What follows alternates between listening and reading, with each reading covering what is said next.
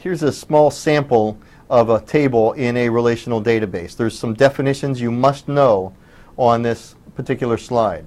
First, what we see is the table. We see a row in the table is referred to as a tuple, T-U-P-L-E. Now this term comes to us out of a mathematical phrase that deals with a single, a double, a triple, a quadruple, a quintuple, a sextuple, and ...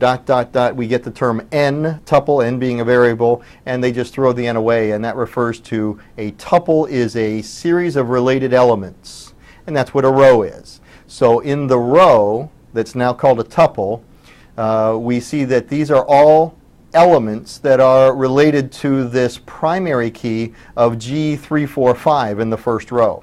Now again, the row in the table is referred to as a tuple. Another term for this is a record. So we have a record, a tuple, or a row. They're all the same thing. And again, what does that mean? It's a series of related elements. Element, by the way, is the name or the definition of that data that lives inside the cell. The cell is the intersection of a row and a column. That's called the cell. That's the empty container. The data that lives within that is referred to as the element. What else do we have here? We have the vertical column. The vertical column first is defined by a field. That's the top label. That's defining a field. Now that field, like in the attribute column described here in the diagram, the field that's highlighted there is called color. The field name is color. That is an attribute for the tuple. So the tuple has these attributes: product ID, size, color, and design. Those are the attributes, and they define a field. And the column is referred to as an attribute. So these are some terms you need to know. So let's run through them quickly again. First, we have the table itself. Then we have a row that's also called a record or a tuple. We have a column that is called a field or an attribute. We have the field name, which is the top level. And then we have the primary key, which is something now adding new information here.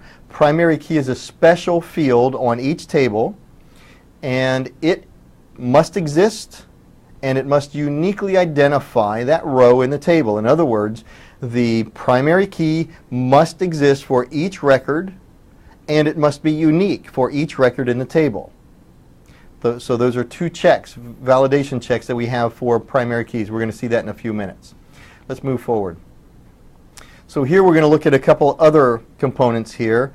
We see the row here. They're calling this a record. Again, we know it as a tuple or a row or a record. We see the field. We call that an attribute or a field, yeah. And then we have the data value. We called that also an element.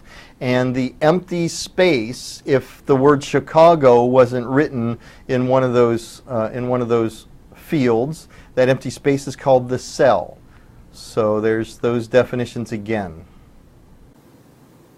So again, the primary key, this is a special value that exists on each and every table in a relational database.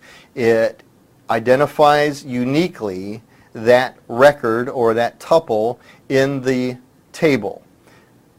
These primary keys are used as the indexing component. So this is where this is the source of the point of reference for each record in a table. Now here what we see is the way that we link these tables together, which makes them the relational database. I relate the primary key from one table in a different table as the foreign key. So you see how we've used the primary key of P478. That's a primary key in the top table.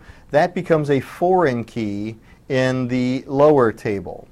So this is the link or the relation between these two tables. So now that one cell, P478, in the lower table implies all the data that the row implies in the top table for P478.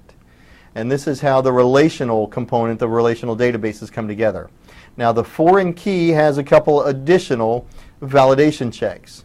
If I implement a foreign key in a table, that foreign key value must exist as a primary key in a foreign table.